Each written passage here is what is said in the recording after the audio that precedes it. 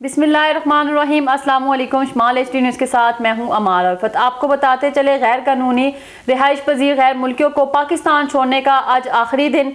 1 माह की मोहलत दी गई थी ताकि गैर कानूनी मुकीम गैर मुल्की अपने मुल्क वापस जा सके। 1 माह की मोहलत में तकरीबन 1 लाख से ऊपर गैर मुल्की वापस गए।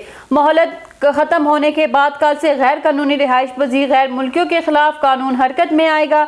मुल्क भर में ग्रैंड ऑपरेशन की तैयारियां, सिक्योरिटी फोर्सेज ने बड़े पैमाने पर कार्रवाइयों की तैयारियां कर ली।